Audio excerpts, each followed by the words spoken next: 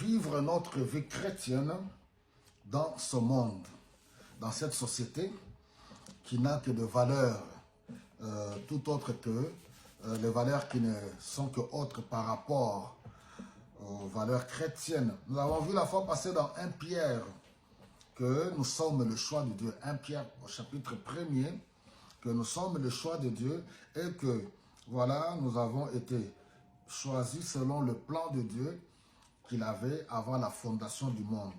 Pourquoi? Pour obéir à Jésus-Christ, obéir à notre Seigneur et Sauveur Jésus-Christ. Et c'est ça en fait l'un des plus grands problèmes. Vous verrez que dans les messages que je donne, j'insiste toujours sur ce problème de la fondation d'une réelle conversion. Être chrétien, être enfant de Dieu, c'est une grande responsabilité. Ce n'est pas un jeu d'enfant. Alors, comment les gens peuvent, comme on le voit, aujourd'hui les gens aimeraient bien s'identifier à Christ, mais vivre, mener leur vie comme bon leur semble. Ce n'est pas du tout normal. Ça ne cadre pas avec les Écritures. Il dit ici, nous avons été choisis par Dieu avant la fondation du monde. C'est le verset 2.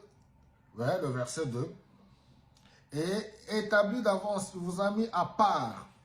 On en a parlé la fois passée. Dieu est saint et il veut qu'on soit saint. Dieu nous met à part. Il nous a sortis du lot pour que vous obéissiez à Jésus-Christ. Alors, regardez maintenant ce que Paul, là c'est Pierre qui a écrit, et Paul explique ici maintenant en Éphésiens au chapitre 4. Je vais insister là-dessus. Comment les gens veulent-ils dire que non, voilà, moi, je suis chrétien, je veux vivre ma vie chrétienne à ma manière. Voilà, Dieu regarde le cœur. Vous entendez souvent cela. Les gens veulent, oh non, non, Dieu regarde le cœur, voilà, pour se justifier, ou bien pour, voilà, se donner en tout cas la paix dans leur cœur. Non, non, en tout cas, moi, les choses de Dieu, je sais que je ne fais du mal à personne, Dieu regarde le cœur. Non, regardez ce que Paul nous écrit ici par rapport à notre vie nouvelle en Jésus-Christ. Éphésiens 4, verset 17, il dit, « Voici donc ce que je vous demande avec insistance. Au nom du Seigneur, ne vous conduisez plus comme les païens que leurs pensées mènent au néant. » Donc, il doit y avoir un changement, une transition, une transformation. Nous passons de la vie ancienne, sans Jésus-Christ, par ignorance, et nous passons à une nouvelle vie où nous apprenons. Regardez, il dit, ils refusent de comprendre.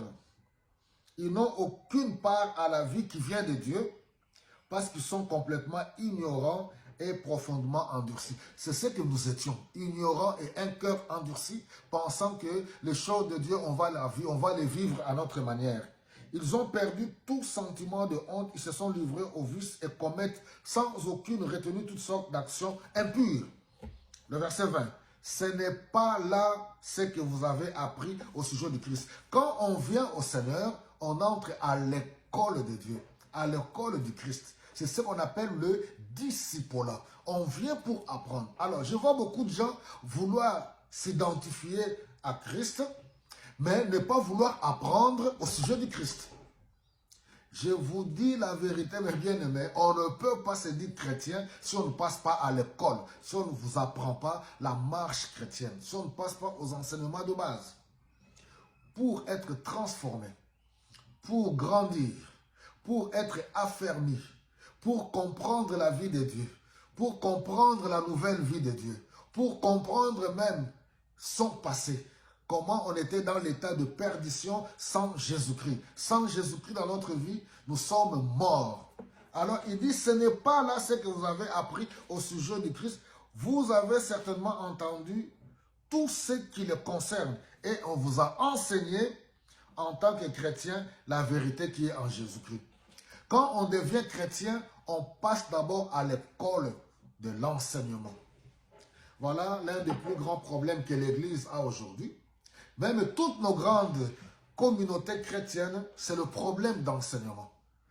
Hommes de Dieu que nous sommes aujourd'hui, au lieu de s'investir dans les enseignements. C'est ce que Christ a dit aux apôtres. Matthieu chapitre 28, le verset 18 à 20. Allez, faites de toutes les nations des disciples en les baptisant. Et enseignez-leur. Quand on gagne comment gagner les disciples? C'est en prêchant la bonne nouvelle. Et après, on les baptise au nom du Seigneur Jésus-Christ et on les enseigne. On le fait asseoir dans les enseignements. Enseignez-leur à garder tout ce que je vous ai prescrit.